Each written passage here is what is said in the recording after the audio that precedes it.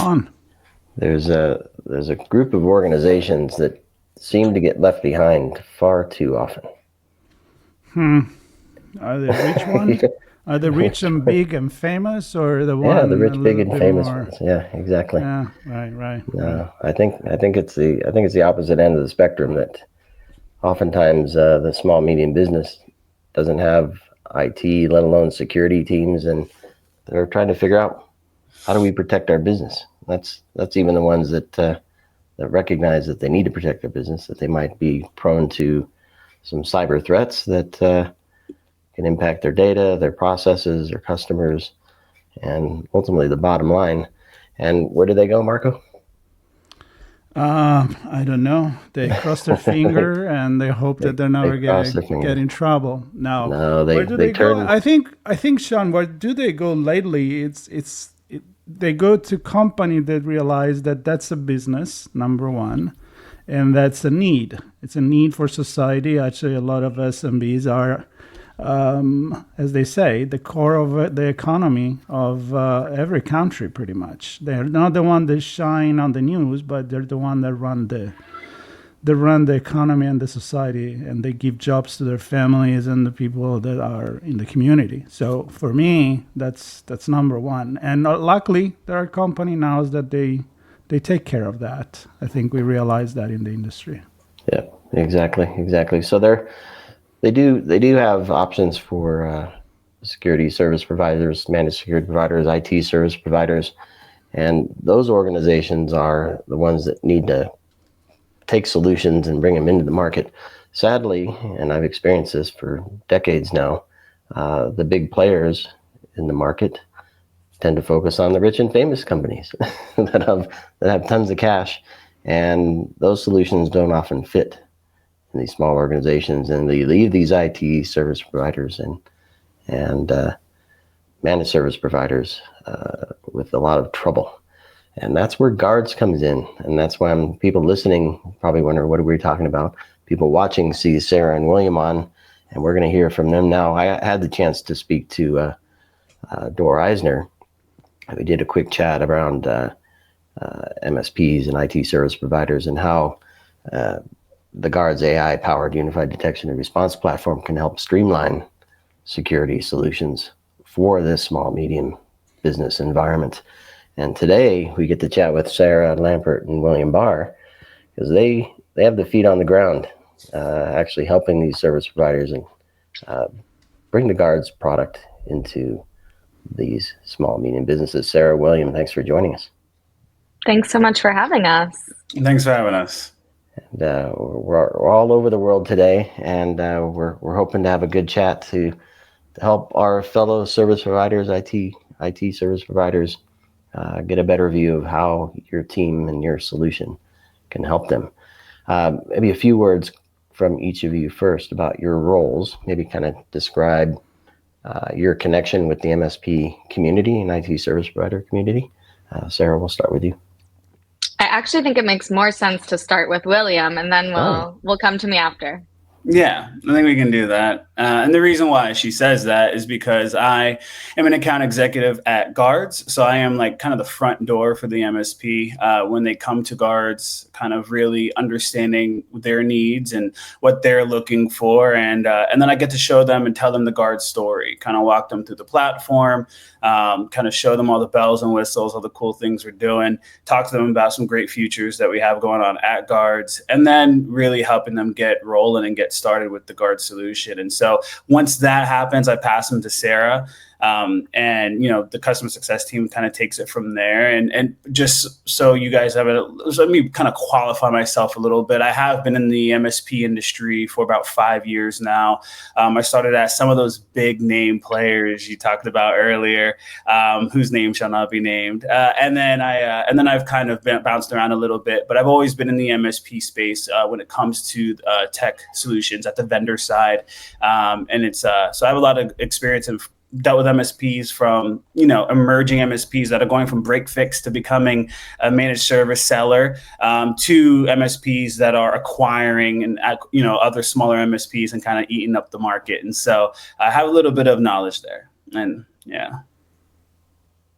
Thanks, William. What does it mean, Sarah, when then they pass on to you? What lead to that? Yeah, so as it usually goes, sales sells them a dream, and I, as the customer success manager, need to make that dream come true given the parameters and everything that they're dealing with.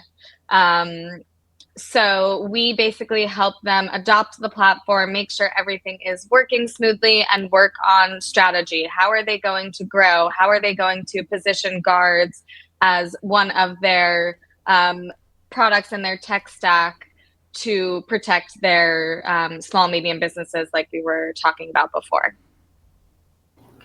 Well, let's start here.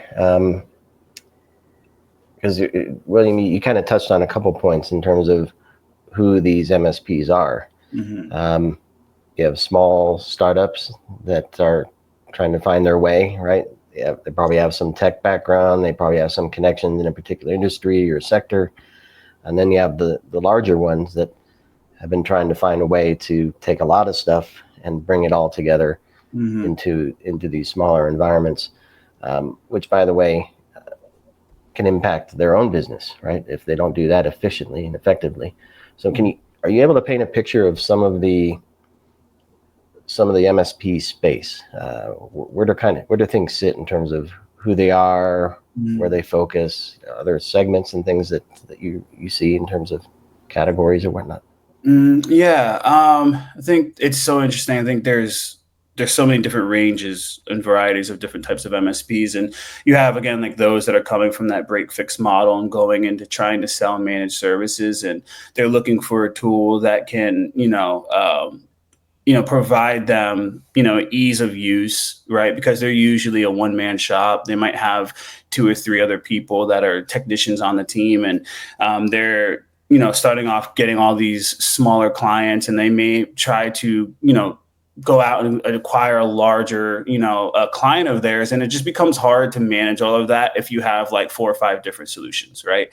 If you have 4 or 5 different solutions, then you got to hire new people and train them on all these solutions. And then you got to try to explain it to your new customers that they don't normally understand. They don't understand the technology either. And so you got to explain it to them and why they got to spend that kind of money with you. And most of these guys are smart technicians, engineers, cybersecurity guys. They're not sales guys. They're not marketing guys, right? And so it becomes very hard, and their plate becomes very full really quickly.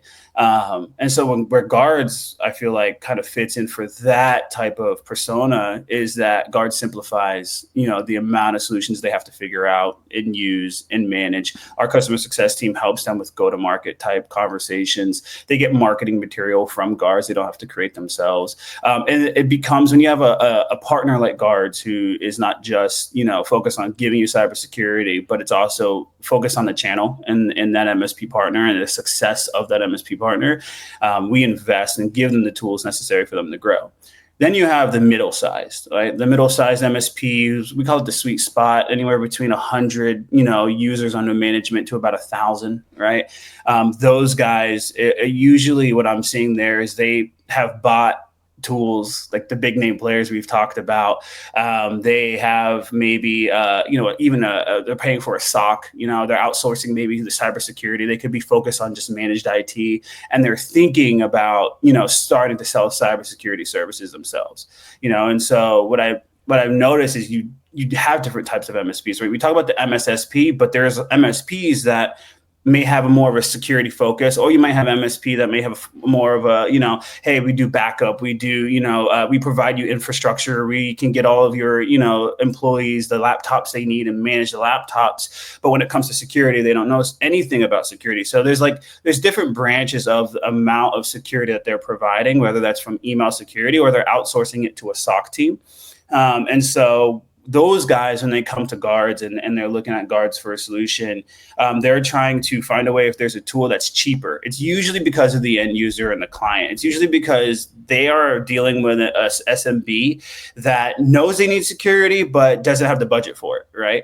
And so maybe they had a breach that occurred. Maybe they lost some money, right? And the MSP has kind of maybe built, or is trying to find out how to build a security stack that is going to be effective for their clients that are looking for it, right? Or they've purchased, a SOC team, and they're trying to figure out a way that is be more cost effective for the SMB. And so that's kind of where Guardz kind of comes into play. Guardz has created a solution that kind of covers those multiple solutions, but then makes it easy for all that data to be ingested and for us to connect the dots. Kind of like what a SOC does, taking all these different tools and then ingesting the data and figuring out what employees are, having issues where, and then, reporting that back and then remediating the situation, right? Guardz is giving the tool to the MSP to see, okay, how many of my employees are at a high risk level? What alerts are we getting in what areas? And then giving the tool the ability for them to remediate in a single dashboard with a single click of a button, and making it easy for them without having to pay the money for a SOC. SOC means people mean salaries, right? And that's where the price gets, high. And then that's where kind of Guardz kind of comes in and saves them $1 or $2, right? Yeah, I actually want to touch on the price point because that brings up limited resources. And I think the SMB, the end user, of course, money is coming into it being cost effective. But I think limited resources also for the MSP themselves in terms of number of technicians and number of things that they're handling. Anybody who's worked with MSPs knows that half of their day, usually if they don't have the right products, is spent on putting out fires. And so they're looking for a solution that can not only cover all these things and have all in one, but consolidate the time and effort that it takes for them to provide this service to their clients. So I think that's also the angle that Guardz is coming from, not just to the SMB and the end user, but also the MSP themselves. They are strapped for time and cash, and we're trying to really make it easier and appealing and just more manageable, especially because a lot of these smaller, even when they are managing more than 500 endpoints, you'd be surprised how many, it's like 2 guys in a garage figuring it out. So they really need that quick and consolidated, while of course covering all your bases solution. And to Sarah's point, I had a guy the other day yesterday telling me that he went to go evaluate a solution. And in order to even evaluate that solution, he had to sign a contract to even get onto a demo of that solution. And then to even get pricing for it was expensive. And it was hard to even just manage trying to evaluate it. And he said what he loved about Guardz was he could just go to our website, sign right into the portal, start onboarding clients, right? And then if he wants to talk to somebody, he can, or if he doesn't decide right away, he can use our community license and use Guardz free internally for as long as he wishes. Like Guardz is not like that ease of ability to evaluate a solution really goes a long way with the MSP community. Yeah, I think it's. No, Sarah, Marco, I want to get on the idea of the dream, right? Everybody has a different dream. Your job is to keep the dream true. I think in this industry, the dream is not to have nightmares. So it's kind of like, the less nightmares I have, that's a dream. But I think also maybe once they start talking to you guys, they may change their dreams. Maybe they adapt it to the possibilities that shows up when they start seeing, oh, wait a minute, there is actually a solution that is not a Frankenstein's all put together. And it's maybe in somehow turn it on and off, what they need, what they don't. So my question for you, Sarah, is once you're on board, do they adapt to the capabilities that Guardz offer? Do you see this switch sometimes from certain priority to others? Yeah, I think that in general, them coming to Guardz, they were probably scared to get into. So we have those smaller MSPs who were terrified to get into cyber because they have all of these big enterprise names that are, again, William said, you need to go in, you need to book a demo, you need to jump through all these hoops just to get the pricing. And then that's a nightmare in and of itself. So I think already coming to Guardz, they come with this idea, if they haven't been in the cyberspace before, that, oh, this is something that I can really do. This is a service that I can provide for my customers. And like William said, we give the marketing materials, we help create a plan with them.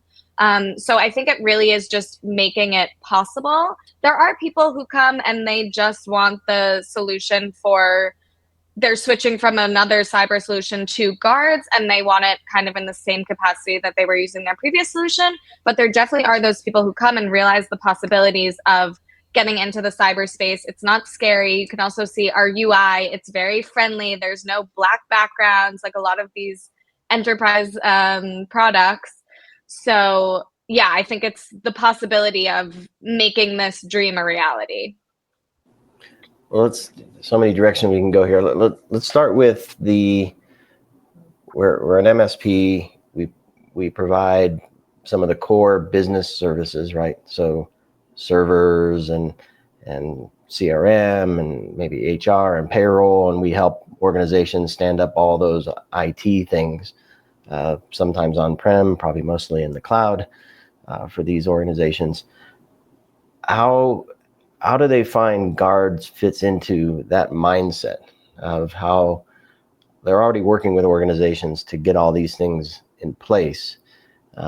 Does Guardz fit in nicely to how they already view that world, maybe compared to some of the other offerings out there that may interrupt some of those existing processes, let's say, that they're familiar with? I would say it actually can enable an MSP to take that customer's environment a step further. So what you mentioned on-prem, Guardz doesn't work environments on-prem today. We don't allow you to, there's no it's not agent-based where you're going to install an agent on a server. And if they're on a hosted Exchange server, they're in the prehistoric ages. It's time to wake up and smell the roses, have a cup of coffee.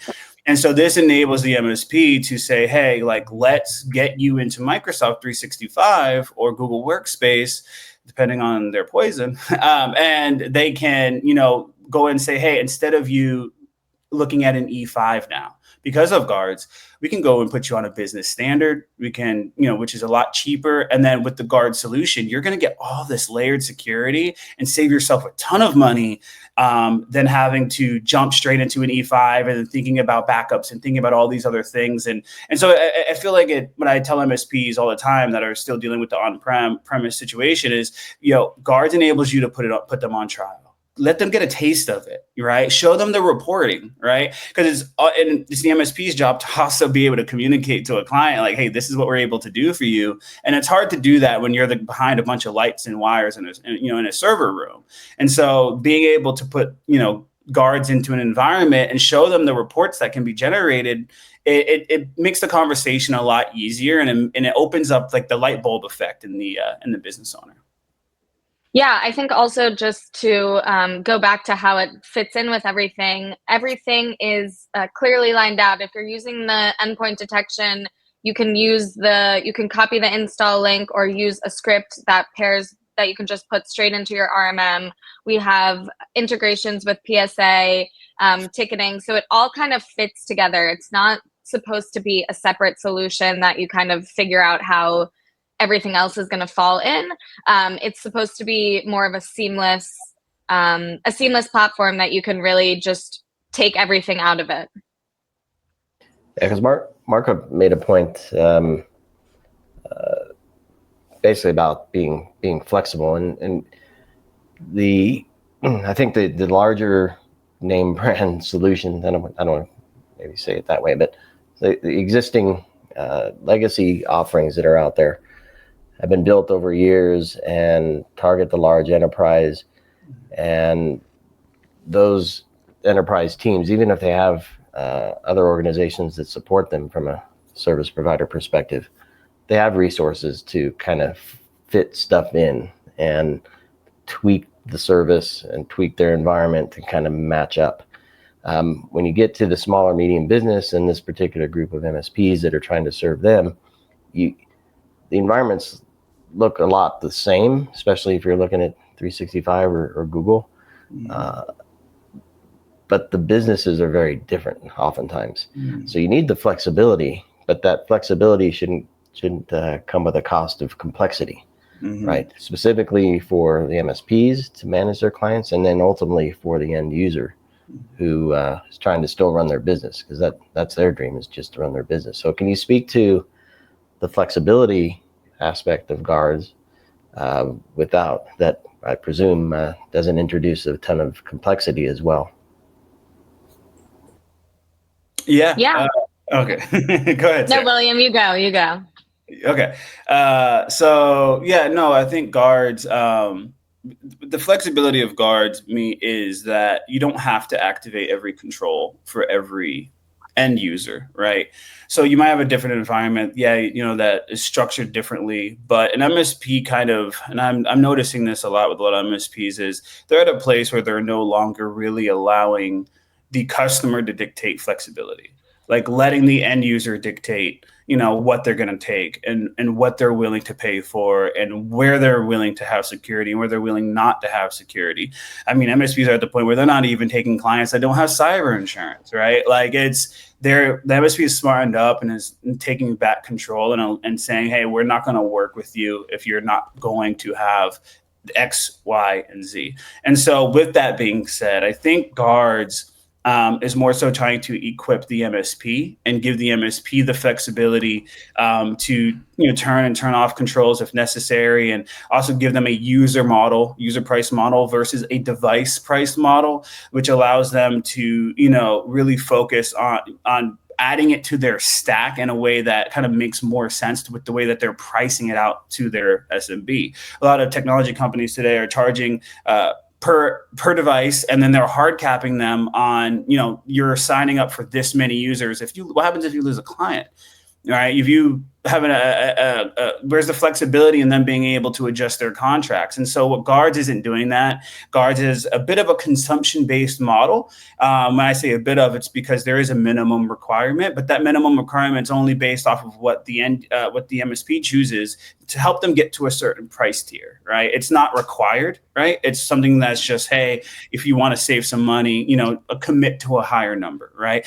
But they have the flexibility to go up and down with that because their environments are going to change, their clients are going to change throughout a year, right? And then not holding them and constricting them to a multi-year agreement. We try to make it a single year, right? And then we tell them, hey, if you do throughout the year, have a big change of a large number of end users that you sign on, like we will renegotiate with you. Talk with Sarah, give Sarah a call. She's happy to work with you, and kind of making it flexible for the MSP in that way. Yeah, I was going to say more from a product perspective and flexibility. Also, the product itself and the security controls that William was talking about are pretty straightforward and easy to use. Basically, the product, depending on different, whichever security controls you're using, you'll get an alert, a detection, and you can respond to that. You can remediate it, different things like that. And you can basically go into whatever depth you're looking for in those issue remediation. So I can see just the top level, suspicious login, that's all I care about, or I can go a little bit deeper. So I think it also provides flexibility in terms of cyber education and vocabulary and things like that.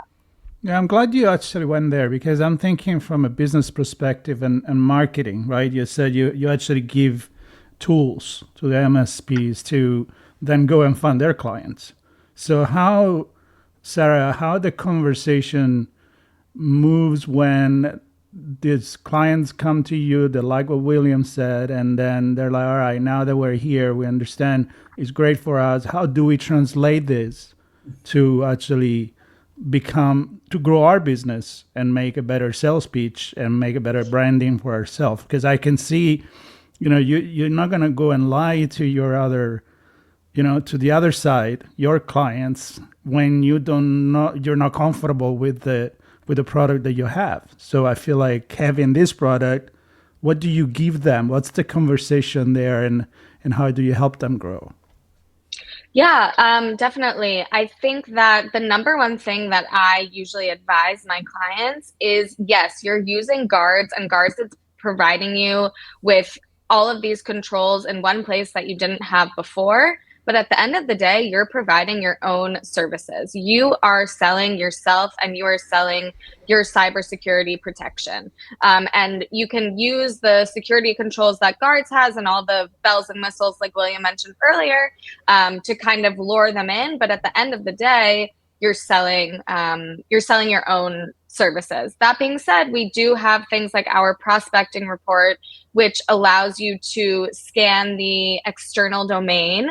And it basically comes up with all the areas of vulnerabilities from an external perspective. So it's non-invasive, anything like that. And I can basically generate that for a lead and then say, after meeting with them, we definitely also don't recommend just sending people the report and hoping to hear back from them. But after making a connection, I can say, look, I'm looking to offer you these cybersecurity services. I'm looking to protect your small, medium business. This is where you stand currently. You can let me know how you feel about that, but I actually have a solution along with other things in my stack that can help remediate those vulnerabilities. I want to get into some story here. And it's this, when I was talking to Dor about lining this up, I get excited because you get to see and have conversations that are often, I won't say private, but they're certainly confidential in the ways that the information you're hearing and how you can help organizations help MSPs overcome their clients' vulnerabilities, right? That's ultimately what we're trying to do here. So what do some of those conversations sound like? Maybe William, we start with you in terms of an MSP comes to you. Let's say they have a solution that they're currently offering. It's not quite hitting the mark. What does that conversation sound like? What are they trying to overcome? What hurdle is it that they're trying to jump? What gap are they trying to cross over? What's the ultimate goal? Is it they're trying to grow their business, or it's just this current solution is an impact on their team and the bottom line? Let's start there, and then maybe we can get to Sarah and dig a little bit deeper. But maybe pick a story or two from an MSP that you've spoken with recently that kind of highlights what their challenges are and why they're coming to Guardz to find an option. Yeah, two actually come to mind right away. Just recently, I had a gentleman comes to look at Guardz, and he's using an email security solution, right? And he's selling it to his clients. You know, he's good, nice, mid-size MSP, covers 750 end users, right? And he has a well-known product, in their environment, but this MSP is getting complaints from his customers about certain emails coming in, and he's getting them forwarded to him, right? And he's looking at them and he's realizing, like, these are point blank, attempts to hack my end users. Why are these being missed, right? What's going on here? I need to figure out what's going on. And somebody ends up getting their credentials leaked, right? Somebody clicks on it and puts in their credentials, and they're trying to figure out and scrambling to figure out, okay, what's happening? Who's leaked? How do we protect them? Like, what is this environment? Like, what is everything that's connected to this end user? And they're kind of went to a whole scrambling effort. They came to Guardz and was like, hey, and it was really strictly just for email. Like, I'm looking for a solution that, can protect, better than what it is that I'm currently using. Gave them a free trial, said, hey, go ahead and use the Guardz solution. We do things a little differently, and this is how we're doing it. They ran it side by side, and there was a big difference in the amount of protected caught emails from Guardz versus that other email security solution. And at that point, that the MSP was like, well, I get this and I get all these other controls. And it was like this light bulb kind of effect went on. And for the price point of what we're charging him, he thought it was a no-brainer. And so he moved forward with us, and he's one of our champions now. And he's actually even on our one of our advisory boards today at Guardz, offering so much insights and real time, education for Guardz because of the amount of attempts that are happening across his client base, right? Another one recently, a conversation I had was, gentleman's not a customer yet, but he will be.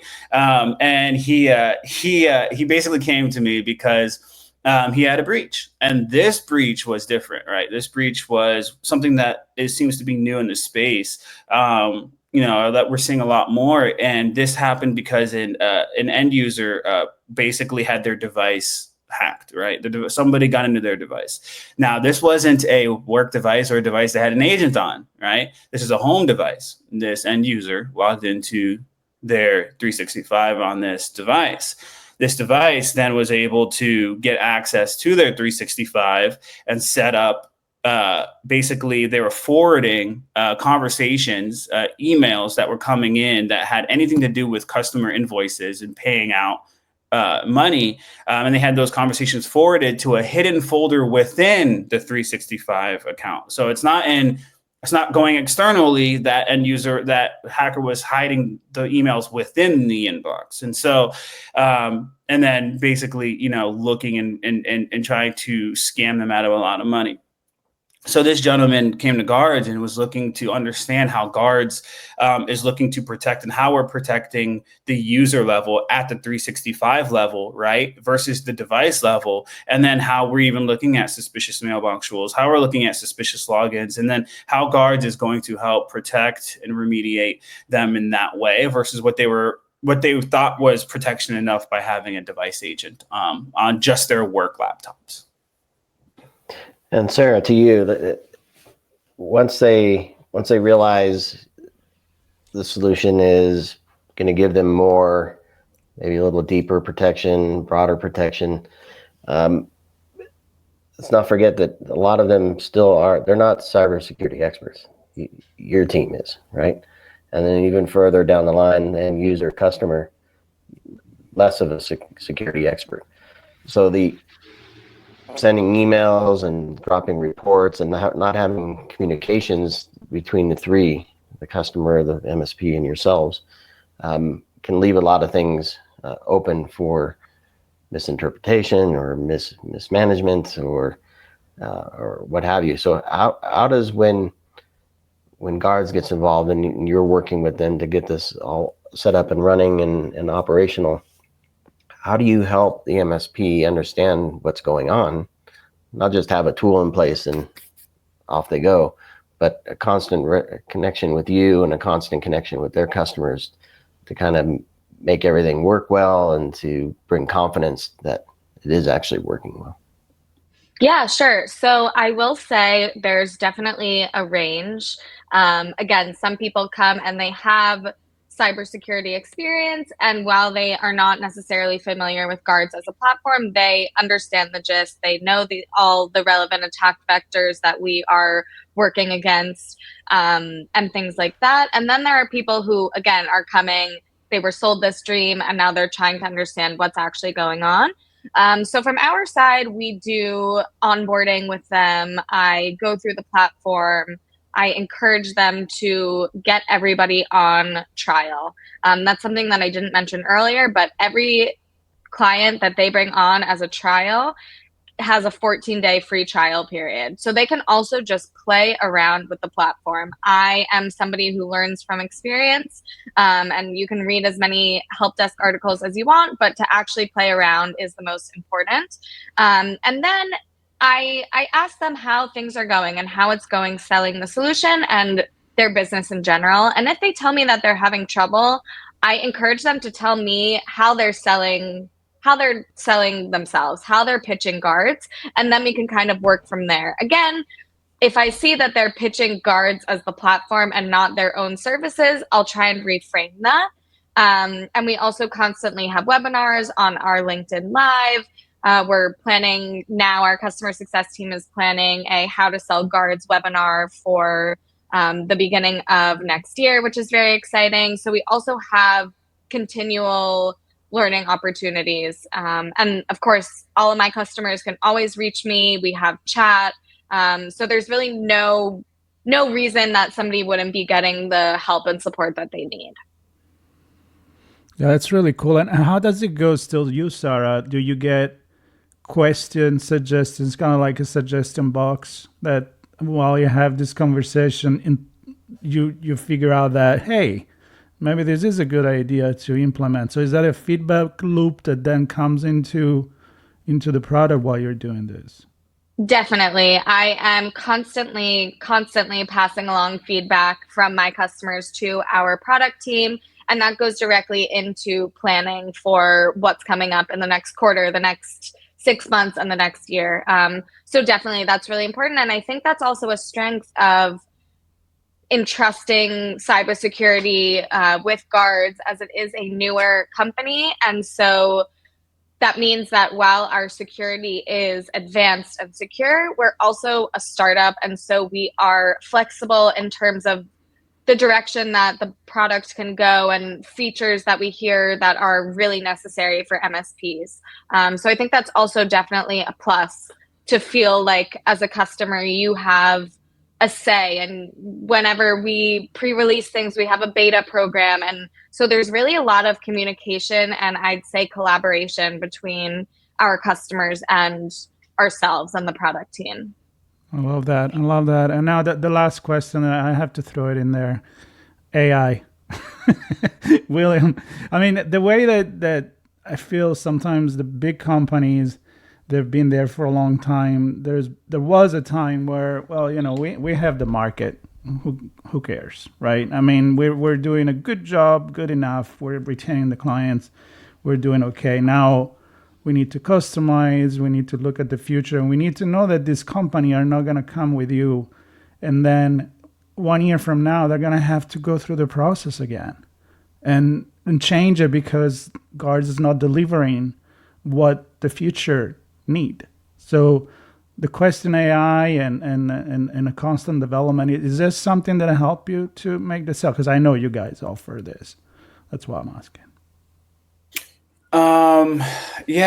Let me see if I can try to answer the question specifically directly. I believe we are now in an environment where it's fair game with AI. I think it's important for people to also understand there's two sides to the coin with AI. And I think it's not just about what cool things can you do with AI, but also, how secure are people's data if you're using AI? How secure is your solution when it comes to, using AI? There's two sides to that coin. I think I've had people come to me and ask me, well, I don't want to actually be using AI because that goes to a data center, and I don't know what they're doing with that data, and they're sharing data with that solution, and it's like they don't want their data being stolen or sold or being used or being seen by anybody that's using AI. So it's like this need for AI and advancement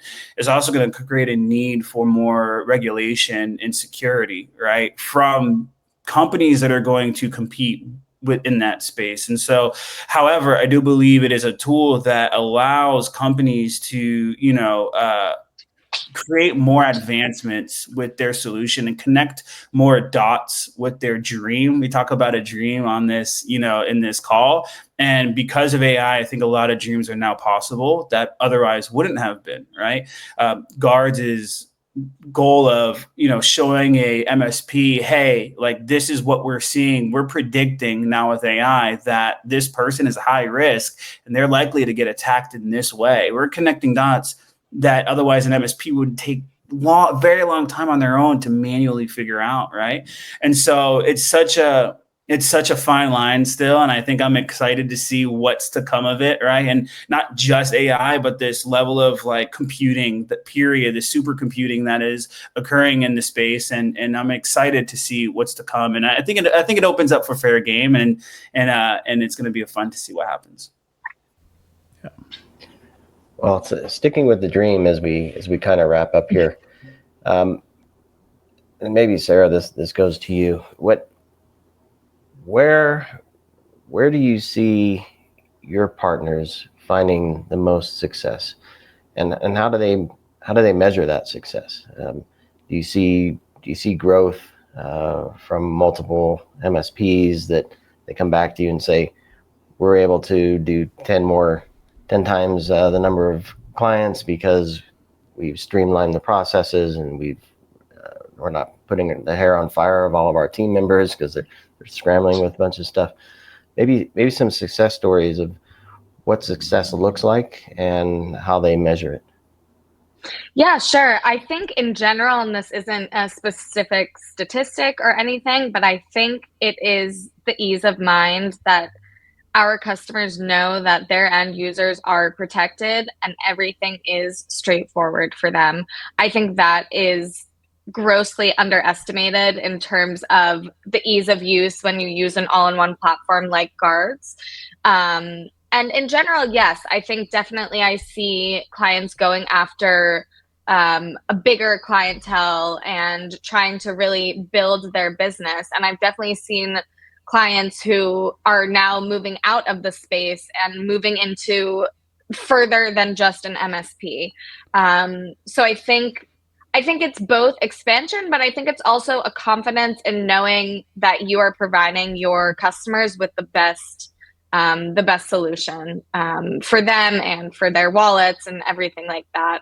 I think that's the number one thing. Yep. So let me, go ahead, Marco, do you have something? No, I was going to say very cool. Yeah, that is cool. So the final question here, we always have one more. Marco likes one more.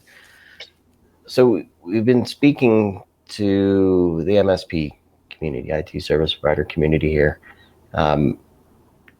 talking through the value of Guardz within their environment to help them protect their customers. We also have end customers that listen to this show. So what do you tell them in terms of working with a Guardz-enabled MSP? Can they come to you and find a service provider that will help them get a solution that is Guardz-enabled, or can they ask their current MSP to work with your team? How does that look? Yeah, I'd say all of the above. They can reach out directly, and if an SMB reaches out to us and they're interested, we can pair them with one of our Guardz certified partners. And then also if they tell their MSP, I guess that's probably even better for all sides. And then our MSP can come through. They'll probably talk to William or another member of our account executive team. But definitely, if they're interested, they should reach out. Don't be scared. We'll find a way. There is a way, and it's sounds like it's the Guardz way to streamline and unify and simplify and maintain that flexibility, so we can do what we dream about, which is run our business. And you can test this dream without having to sign a contract that may turn into a nightmare. So I like that part, right, William? I do want to throw one thing out there that we haven't really got to touch base on about Guardz, and I think this is just one shameless plug, right? If you are using Guardz, and if your end user is using Guardz, and they are Guardz, covered, you'll also notice a business get an insurance threshold score.